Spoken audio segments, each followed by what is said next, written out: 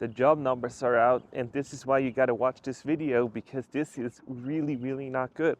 So let's go over it. They have been doing these weekly unemployment claims, have been the highest in a year now. So we just reached crazy status with these unemployment claims. Weekly jobs claim hit $258,000. Hurricane Boeing strike cited for surprising 33,000 new claims jumps.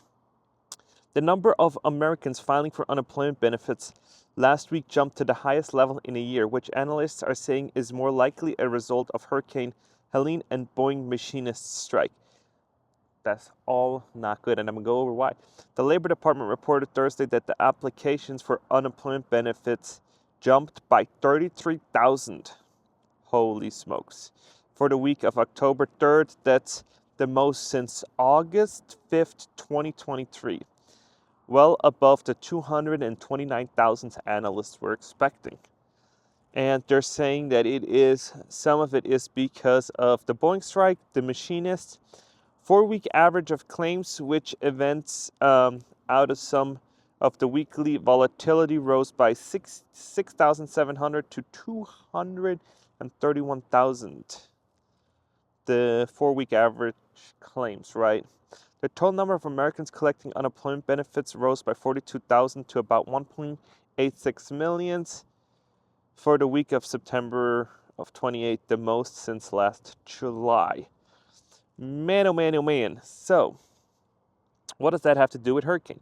Florida sees huge jump in new jobless claims in week after Hurricane Helene slammed the state.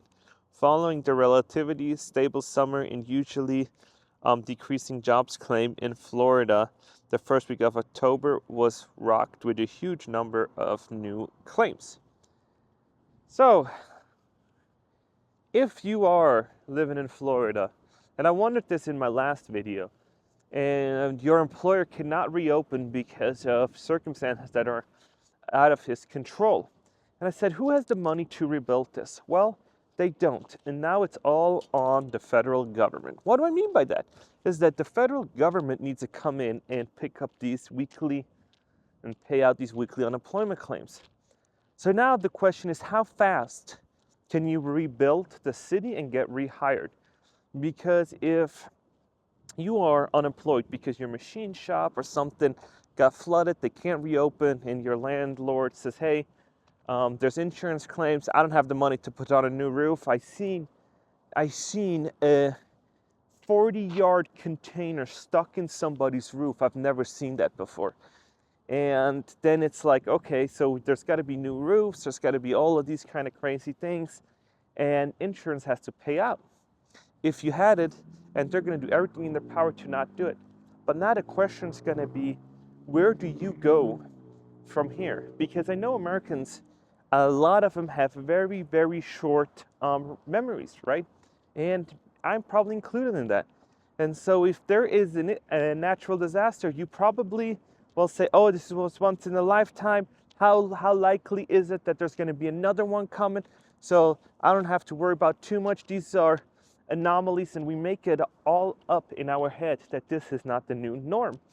And migration patterns are going to be really interesting to see, because now it is time to see if you, as an employer or a business owner, what are you going to do? So I see kind of like two options. If I was in that position, and insurance is going to say my machine shop flooded, or my store got flooded, and they're going to pay me out something. So then I have two options. Either I take the money and run to another state where it's more feasible for me to do business, or I rebuild in Florida and hope that this doesn't happen again. But the thing with hoping and praying about it is that you just don't know, and it is uncertain. And I'm not talking about in a religious sense, I'm talking in the weather sense, right? So when you are going to hope that this isn't going to happen again, you just don't know. But as a business owner, and this is me talking to myself, is you gotta, and your key sole purpose is to get the risk out of your way and trying to make as feasible and as profitable as possible and trying to keep your costs low and profits high, right?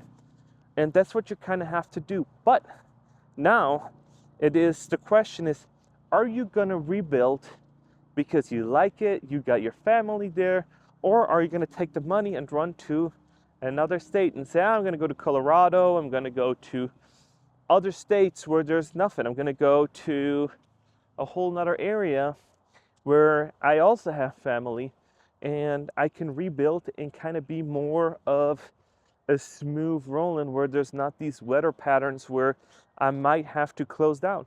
Because if you are gonna say, I'm gonna stay and rebuild, you never know if there's gonna be another one coming right around the corner.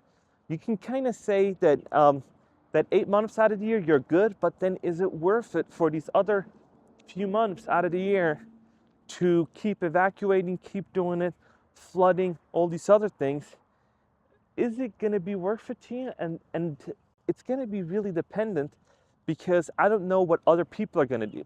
And so if you're a business owner, you got to see what other people do, because when it comes to your business, and if it's not online, then you're paying real estate. And if you're downtown Tampa, or you're in Miami, or if you're in New York, and if you're in New York and you're paying rent at Times Square, there's so much traffic going through it that they charge you a huge amount, because location, right? And so if you're in a business, you have the same situation. It's where you're located.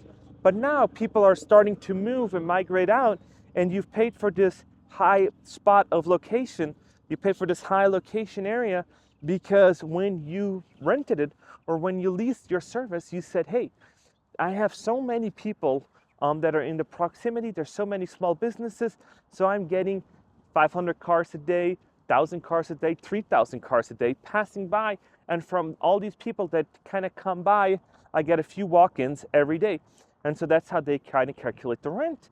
And then they're saying, hey, you know, this is the migration right around here where, or immigrants that come in and from the United States and are going to use my services. So the city is growing at a 5%. And if you ever seen these bundles, when you rent the place, they always put these nice dossiers together on how many people there are, what's their average income. They pull out all these all these data, so you as a business owner can make an informed decision. And now you're at a spot now where you're at a fork. You're at a fork am I going to take the money and run, or am I going to rebuild? Because all this previous data that was out there might not be true anymore, because people are fed up and they're going to be leaving. So now I'm going to ask you this, are you going to make the decision to stay? And if so, why? Because I don't think as a business owner with a shop that I would stay. Because if I was a business owner with a shop, I can say, hey, I can move to an area that has less disasters. I know it's going to be, the weather might be different, but I can move to different parts of the country and still operate my business in another state, while I might get incentives to open up a shop, hire people, and they might give me some of the tax credits. There's programs out there where you can move to different places and they kind of help you out with that, or help you with cheaper rent. I've seen all these kind of crazy places for Las Vegas. Hey, if you're a business owner, you can come downtown Las Vegas. They said, hey, if you hire employees from Vegas, we'll help you with the rent, we'll help you with all these kind of crazy incentives. And so now it's your job to kind of figure out what's best for your family. And if you like these conversations, think about joining the community. It's in the link below. We have great discussions. I have videos just for you guys, and you guys get to have a whole bunch of conversations. And now, if you are an employee, right? So if you're an employee, you are faced with a similar situation, because now you're like, okay, my employer might not open, my employer might leave. So that's gonna be kind of interesting for me as an employee, because where am I gonna go? Am I gonna leave because I don't have that much money invested in my company, right, as an employee. But do I want to stay and compete for these jobs? Or am I going to look inside the whole United States and trying to find a job that is way more easier for me to get, that pays more, cheaper cost of living too, and kind of then move? Or am I just going to find another job in that area and say, hey, I've waited out for so much, I'm just going to keep on rolling? And if you're a renter, I haven't seen this much. If you're a renter, you're in luck now, because you don't have to pay the cost of the damages. You don't have to worry about much. And you can just say, hey, what's my buyout? Oh, a few $1,000s. I'm out of my lease. I'm done. But if you're a homeowner, you're going to have a huge thing with insurance. And what they don't tell you is when you're a homeowner, you got to deal with this by yourself. So you got to come up with the decisions. What are you going to do? You're going to come up with all these ideas and how to deal with insurance. Is this a good deal? Is this a bad deal? And nobody ever talks about that, about being a homeowner. And so now I'm telling you that, hey, in a place like this, homeownership might not be in your best interest. So now, for me, if I wanted to stay there, I would actually say, you know what? What I'm going to do is I'm just going to rent. And guess what? If it floods, and if there's a huge container, a dumpster sticking inside the roof, man, that sure sucks for the landlord. And yeah, they can increase my rent, but hey, at least my insurance didn't go up from $1,900 a year to over $10,000. And there's people like that happen to, that go on the news and they say that. And that is not the exception. That's the rule. And so now we're looking at all these crazy factors, and people are like, oh, you know, it's Florida, it's Florida. Yeah, and it's great to live there in vacation. But now, home ownership, I don't know how much I would actually say to home ownership, how much of a rating I would give it, because I don't think I would recommend anybody to buy a house there. And if you did, I'd probably say, you know, and if it's paid off, great. But if it's not paid off and you're thinking about doing it, put it in a savings account, put it in some stocks, put it in some mutual funds, and kind of just let it ride out, and just let the money pile up, and just use that dividend or whatever you're going to do with it and subsidize your rent. And then you're just like, I'm out. I am out. I don't need to participate in the evacuation Olympics where I gotta evacuate all the time and gonna find shelter, take my dogs, take my cats, do all these crazy things just because I want to live at a certain spot. Because if you're gonna say, hey, you know what, I'll rent one of these condos in the area, I have an elevated garage, park my car, go to the airport, and I'm out. And then I'm like, hey, you know, if I'm gonna come back, great. And if they terminate my employment, that's not too bad. I still have all this money that I would have bought in the house with, so I can still live for a few years and weather it out. Because people don't tell you that if you roll your house into another one and you have no money left over because you rolled it all into it, you've got to get something right away. But if you're sitting on a pile of cash because you're now a renter again, you have flexibility. So now you're like, oh, Phoenix, Arizona sounds really nice. New Mexico sounds nice. All these other places sound really nice. And you can go test it out and you can see, hey, maybe I'll move and figure out something where I'm gonna come and live and get another job somewhere else where I don't have to evacuate all the time.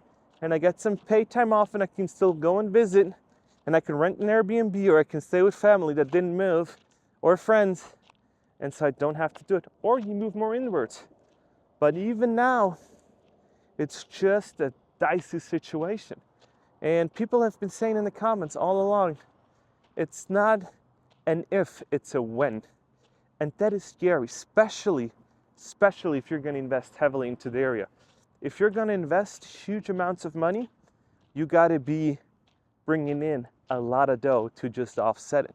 Because man, if I would have bought my house that I have right here in Las Vegas, then I'd be like, man, that would be a huge bummer for me if I would have had a container stuck inside the roof of it and I got to fight with insurance, and then the independent insurance adjuster goes out and says, yep, that's a $200,000 repair. Insurance comes back and says, we're going to give you a $20,000 check, that's it. And you're like, well, what do I do now? Well, you got to hire a lawyer, and that's going to cost money.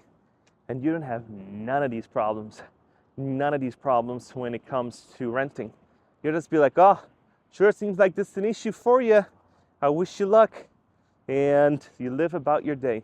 And I'm starting to notice that when you don't have these issues, you do live better mentally. You don't need to weather it out. You don't need to do anything like it. And you can go about your day. And one thing I notice is that people that have been renting these condos and been living it like that, you're going to go to coffee shops. You're going to go and just hang out. And while these other people are rebuilding their houses, are going to be stressed out at night because they don't know what they're going to do about their roofs and stuff, you're going to just turn on the air conditioner and lay in your bed and say, hey, this isn't too bad. But if you are a person that's dripping through the roof because you don't have the money to repair it, it's going to be hard on you. It's going to be hard. So you got to figure out, how are you going to make up for the money for the difference? Start your own business, try to do something online. And yeah, it's going to be really interesting what the future is going to hold. And yeah, I don't know. You guys let me know. Like always, I really appreciate it. Please, if you watch this video, like and subscribe for more content like this. Las Vegas is always looking for people to come to and work and find new dreams, find new aspirations. I call it the America of America. And why? Because everybody most likely wasn't born and raised here. They all come to find a better life. And that's what I did, and I absolutely love it. So it's good talking to you guys. I love it. I'll see you in the next one.